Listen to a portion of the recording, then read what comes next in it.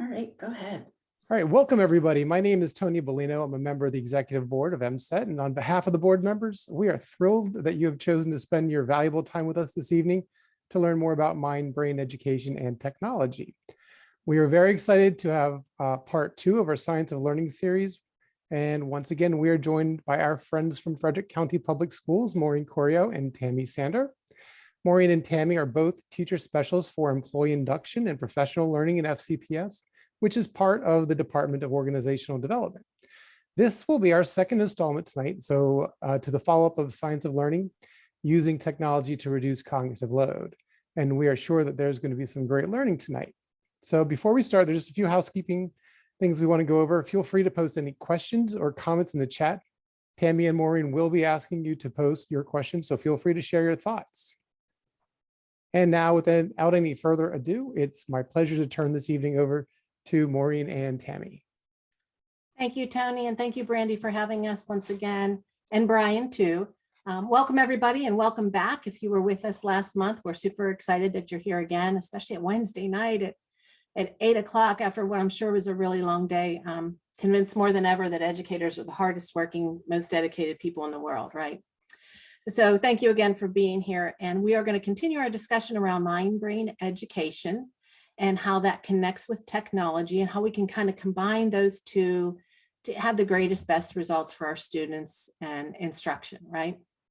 So before we dive into our topics for this evening, we want to do a quick retrieval practice just to see what you remember from our last session about cognitive load. Now, if you weren't with us, take your best guess.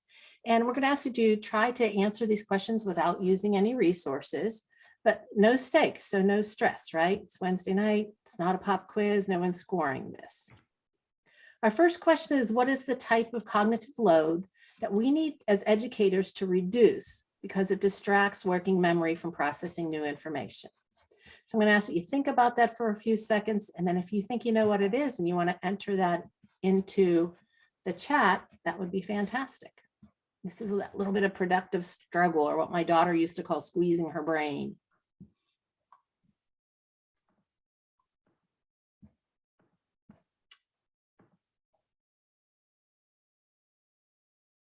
Who can remember that type of cognitive load?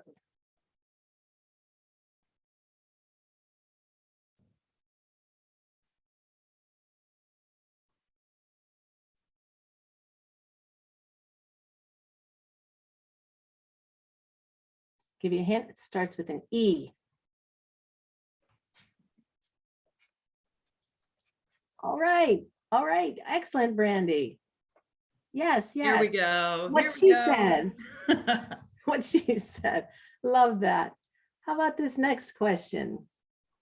What is the type of load that we as educators need to simplify or chunk that addresses the complexity of the content or the task at hand? Go ahead and drop that answer in the chat. Squeeze those brains. Come on, I know you can do it.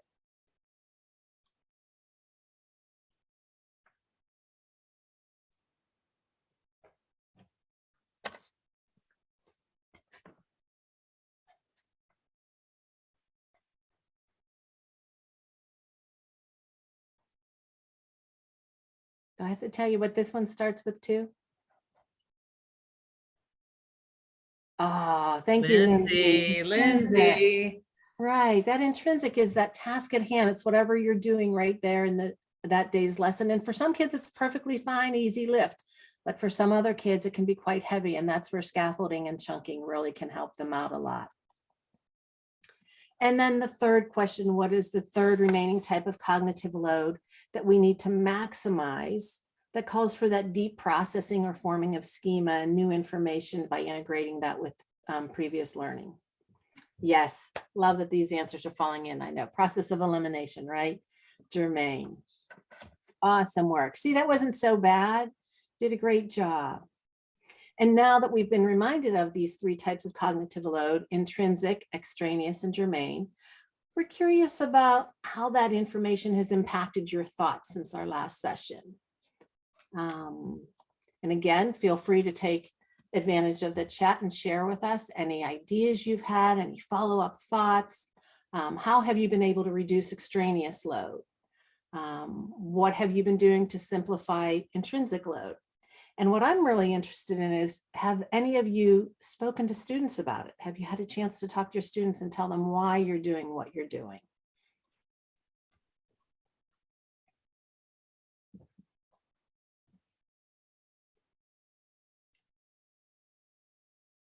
Anybody have any ideas they want to share in the chat, ways that you have reduced extraneous load?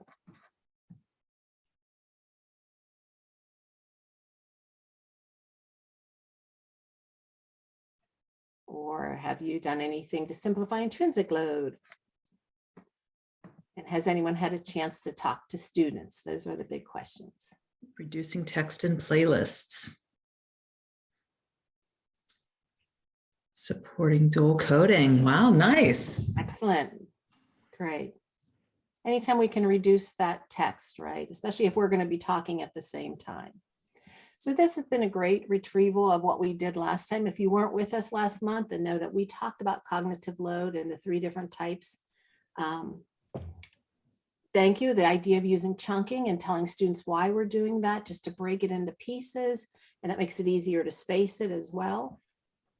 So this has been a great review.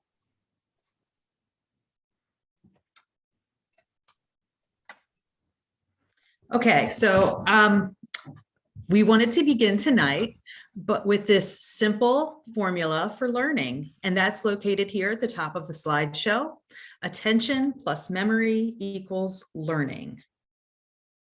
So as we continue to remind ourselves of this formula, it's important to state that as we're using these MBE strategies and as we're really starting to implement this in our classrooms with students, we have to remember to implement these strategically and thoughtfully, and really think about the process that we use with students, and to make sure that while we're implementing these strategies, we're getting that important feedback from students to make sure that our teaching is doing exactly what we want it to do.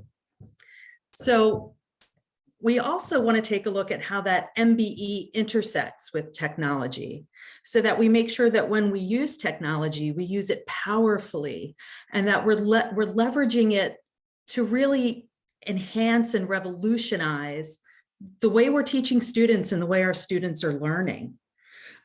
Tonight, or last time we met, we were talking about cognitive load theory and really making sure that the different tech we were using, or the different things we were, or the different strategies were really impacting students. And then tonight, as we talk about mindset of belonging and retrieval practice and how those are impacting our students, and how we leverage tech to be even more impactful with our students, we just want to make sure that we're really looking about how intentionally we're using these strategies. Okay. So this is a really important slide, and Maureen and I are really excited to share this slide with you. This slide talks about the 3 learning mindsets that are really part of MBE. Those learning mindsets are growth mindset, which I'm sure many of us have heard about, a mindset of belonging, and a mindset of purpose and relevance. And later on at the end of the slideshow, we'll be sharing this entire slideshow with you, so you will have access to this great resource. But this is really part of the foundation of a lot of what MBE is about. What we want to share with you tonight in regards to this is that, once again, if the recognition and intentional building of these 3 mindsets within all aspects of teaching not only help to build classroom culture, student success, but they really shape learning for the whole child. And I know in Frederick County, we've been talking a lot about the whole child, but I think across the United States this year, we've been talking about the whole child, or the whole learner, and making sure that, you know, we're meeting that learner in many facets. And I think these 3 learning mindsets really help us do that. So the first MBE strategy we're going to talk about tonight is the mindset of belonging. So we'd like to focus on helping to develop a mindset of belonging, and specifically making sure that each individual student feels like part of the class and that what they have to say is important and respected. So we call this every voice heard. Now, there are some great tech tools, which we've included there at the bottom of your screen, that we like to use when we're presenting to adult learners, that we've seen other teachers use when they're presenting to their classrooms full of students. These great tech tools are really good at not only kind of honoring every student voice, but really allowing students to honor each other's voices as well, and to provide lots and lots of different feedback, not only from teacher to student, but from student to student as well. So we have Padlet here, Jamboard, which we use an awful lot. We started using it in Google Meets when we were using Google Meets to meet with students last year. And we're continuing to use those. Flipgrid has been fantastic. I know that Pooja Agarwal talked about Flipgrid during the South by Southwest conference today. She was talking about Flipgrid as a way to do retrieval practice. Here we're talking about using it to build mindset of belonging. And the same thing with Google Slides. So what we'd like to know is what kinds of things are you doing, or what kinds of tech tools are you using to make sure that you're recognizing that every voice is important? So go ahead and put in the chat some of your favorite tech tools that you're using. And when we think about making sure every voice is important and every voice is heard, think about all of those ways to get that feedback loop in, not only between teacher and student, but among students as well. So go ahead and put those in the chat.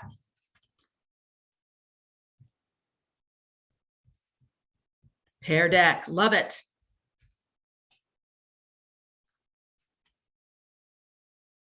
Yes.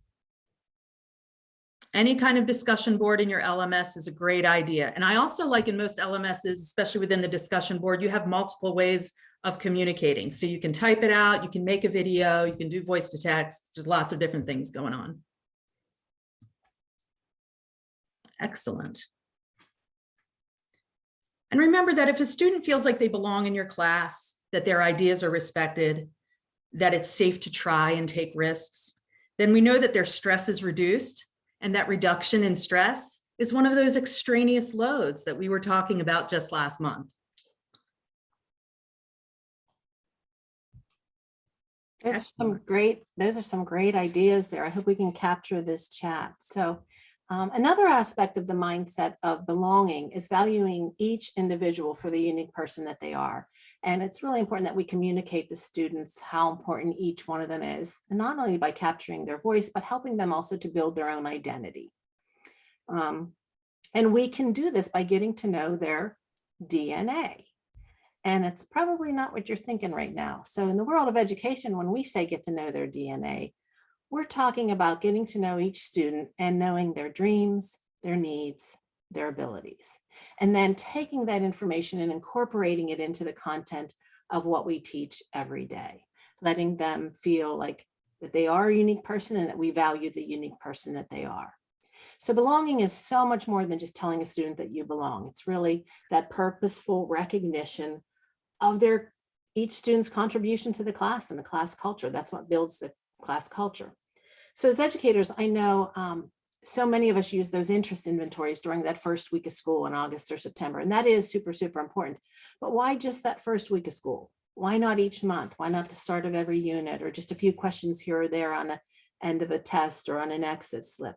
We need to ask students about themselves. We need to have those conversations. They need to happen. When we ask kids about their dreams, it's a little bit more than just asking them, hey, what are your goals for this class or this unit or this course? It's their dreams. When we ask kids about their needs, we're showing them that we care. We're saying, hey, what do you need? How can I help? That's another way of saying, how can I help?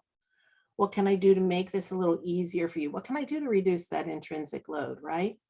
And then what I kind of think is the most important is finding out and learning about their abilities. What are their strengths? What are their interests? What are they really good at, right? That then allows you to highlight and focus on the positives in your class and talk about a way to build a kid's self-esteem and build that up. Take their DNA and incorporate that into all of your coursework and your content work. So how can we use technology to capture this information? What's the overlap there with that mindset of belonging and getting to know their DNA? My first thought was just a simple Google form, right? You can just put out a Google form and ask them, what are your dreams? What do you need from me to help you be successful in my class and in the future? What are you really into? What do you love? What are your abilities? What are your strengths? Just a simple Google form. You'll be amazed at the information kids give you. That's for you to get to know the students. Might want to keep that a little bit just between you and them. But if you want the students, like Tammy said, it's so important to foster those relationships within the culture of your class, student to student. And that's where Padlet and Jamboard can come in and you can ask them. We are sharing the slideshow with you, and linked in the notes of this slide is a sample Google form, as well as a sample DNA, just a Google Doc where you could have students respond to those. But there's also some directions, and we used it with a group of mentors. Ask the mentors, what are your dreams, needs, and abilities? And we had them share them on Post-its in like a Jamboard type of fashion. And we were amazed at the collective dreams, the collective needs, and the collective abilities of our group, and how the collective abilities sometimes answered the collective needs. And so that's really powerful in a group or a team setting. This can be used with adults or students. So what's the tech takeaway here? What other tech tools can you think of that allow you to foster that mindset of belonging, those relationships in your classroom? And I'm thinking like surveys, giving students a voice and choice or expression. And again, think about that student-teacher relationship, but also student to student within the whole culture of your classroom.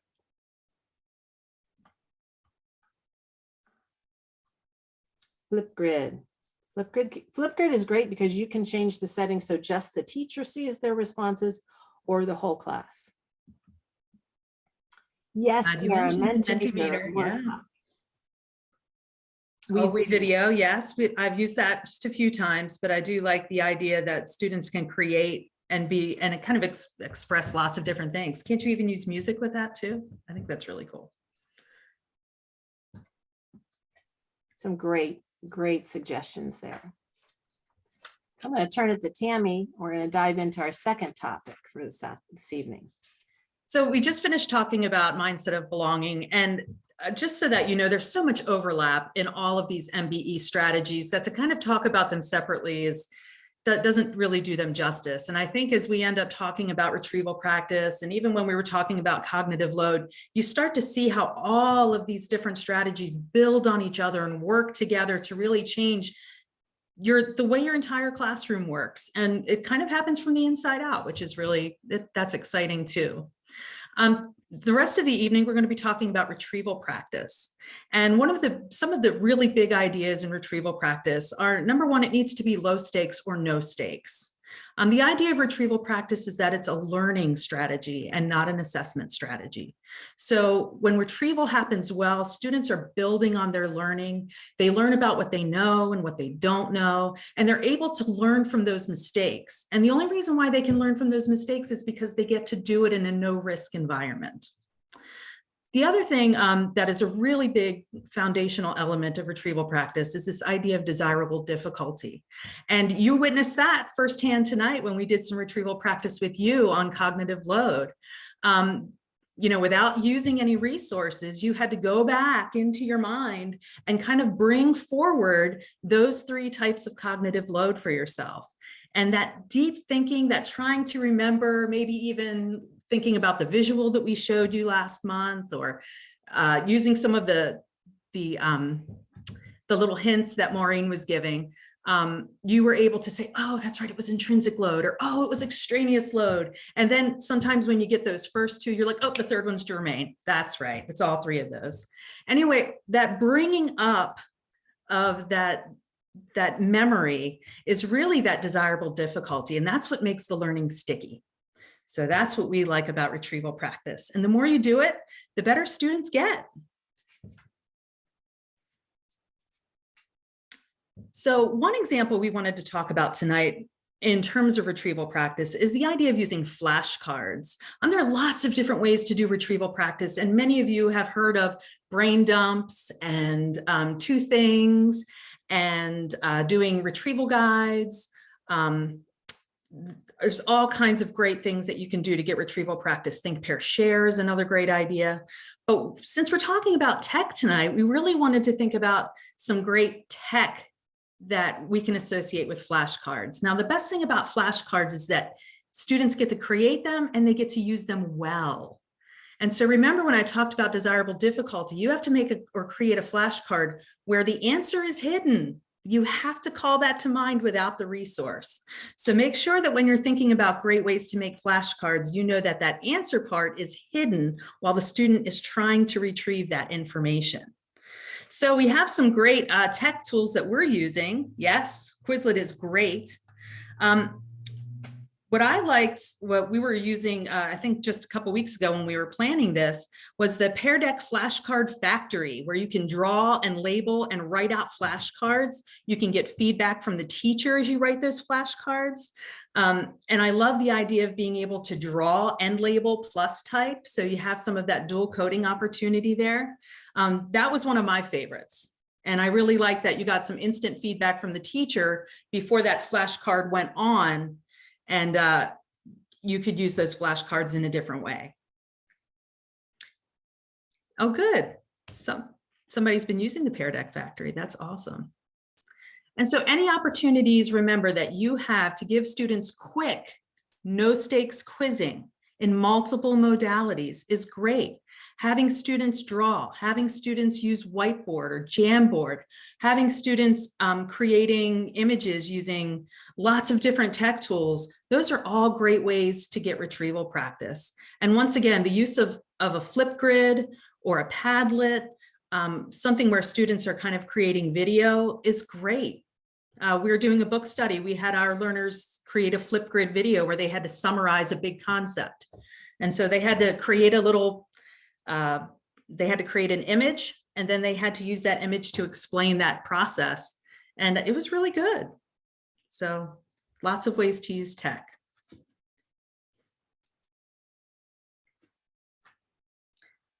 So can you think of some other ways or some other means to get some of that no stakes quizzing in multiple modalities? Now, I just shared a few with you, but I want you to stretch your brain.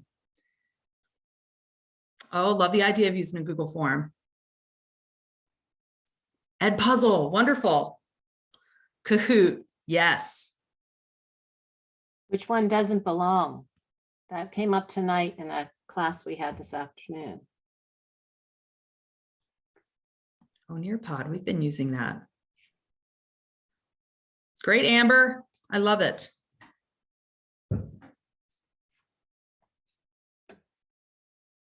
Quizzes, yes. Gimkit.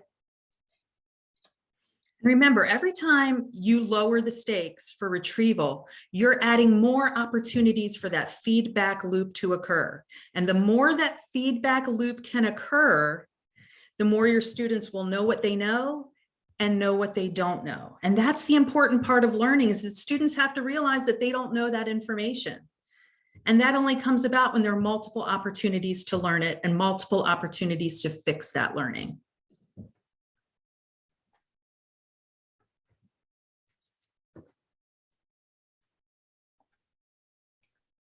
Okay, I can't believe how quick this half hour goes. Yes. It's like, oh my gosh, it's 8:25 already. We're going to try and pull this all together, and we know it's been super fast, but we have some other things in mind for you. But we're going to start by just doing a little bit of retrieval, and whether you were just here tonight or you were with us last month too, but we'd like you to go to menti.com. You can enter the code that you see here, 6404-6877. And we're going to ask you to enter 3 words that kind of summarize our learning for either tonight or both sessions.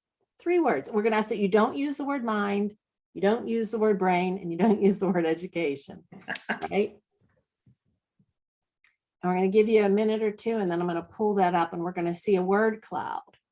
And so anytime we do a retrieval, it's so important that we then follow up by offering some form of feedback.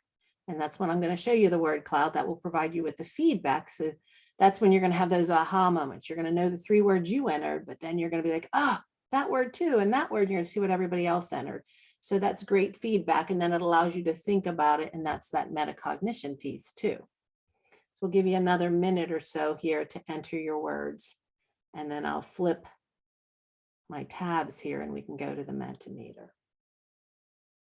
This is exciting. I can't wait to see what everyone's going to say. You know, And I they can't use mind, brain, or education. That's what makes it so like I fun. want to peek.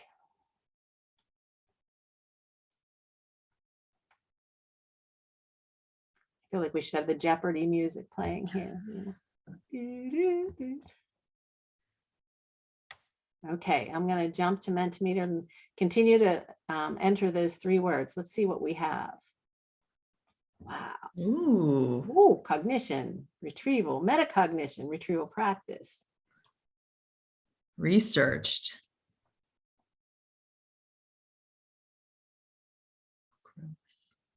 Access. Is there a way I can make that bigger? I'd love to make that larger so you could see it. No stakes. Purposeful. I love that somebody put purposeful because Thank you. that's everything. Regardless of what MBE strategy we're talking about, it's, you know, someone's telling me click present. Yay, thank you. See, it takes a village. And really purposeful is just as important with MBE as it is with tech, making sure Ah. that you're using it for the right reasons, in the right ways, and making sure that you're planning it with enough time that you can explain that to your students as well. Intention. Researched. Fantastic. Mindset, focus. These are all really great words.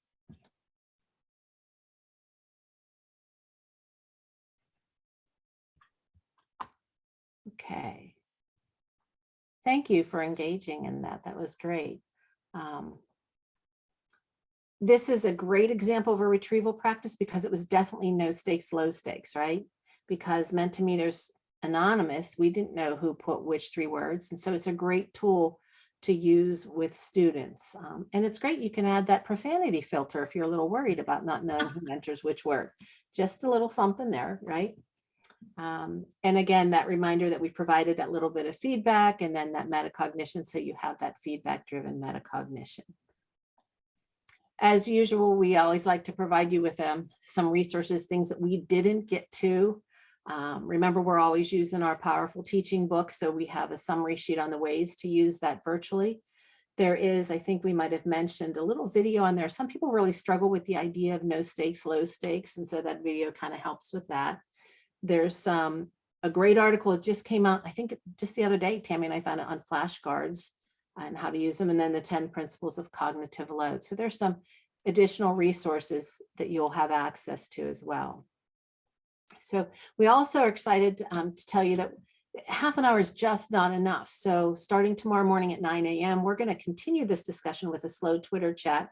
And for the next 5 business days, Thursday, Friday, Monday, Tuesday, Wednesday at 9 a.m., we're going to post another question related to mind-brain education and technology and that beautiful overlap.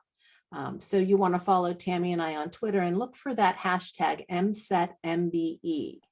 And please engage in that conversation. And we really want to hear what you're thinking. And I know if your brain is anything like mine, this half hour flies by, and then 20 minutes from now or on your drive in tomorrow, you're going to think of this tool and that tool and some other things, you know, that we could have dropped in that chat. Oh, Okay. So Tammy and Maureen, thank you so much for a half hour jam-packed of great learning. We really appreciate you sharing your expertise with us. I'm also very thrilled that Patrice Bain has joined us today, and we're trying to get her microphone unmuted. Patrice is the co-author of the book Powerful Teaching. She and Pooja Agarwal wrote that book. If you have not purchased that big yellow book with the red lettering, you must do it. It is a great practical guide to using MBE strategies in your classroom. Patrice, would you like to say something to our guests? We're so glad you're here. Thank you so much. Can you hear me? yes. Okay. what a great 30 minutes. I have so enjoyed looking at all the suggestions people have. The slides were fantastic. I just feel like retrieval people, MBE unite. We are so changing the world with this and changing our students' lives. And thank you for having this tonight. We are happy to share all of the research that you've shared with everybody. And I know that a lot of people in our school system have been reading your book, and hopefully this will spread the love around the state and whoever might be joining us from outside the state of Maryland tonight. So we really appreciate you coming. It really does mean a lot to us. Thank you. Thank you, Patrice. Okay, so finally, before we go, let me introduce you to Brandy Chateau. She is our president-elect, and she is going to share with you the next exciting MSET Learner Series webinar. Thanks, Tony. So let me just pull up my slide quickly.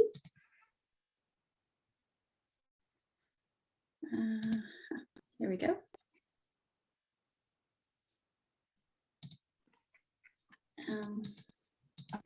Hang on, give me 1 second. Zoom does not want to cooperate with me today.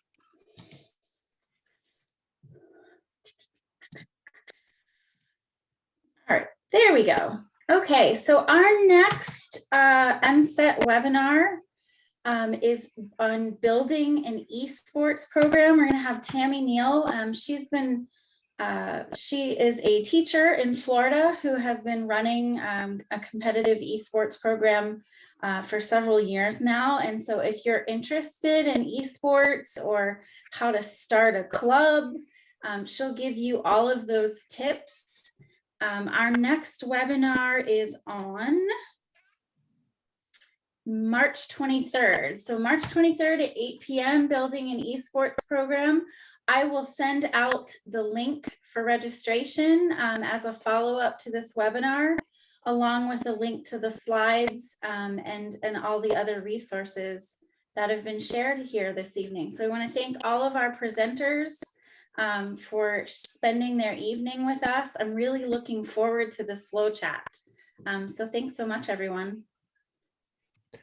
Great, and I put the registration link in the chat if anybody wants to click on that before they leave tonight. And we appreciate you coming again and spending valuable time with us this evening, and especially Patrice. Thank you so much, and everybody have a great night.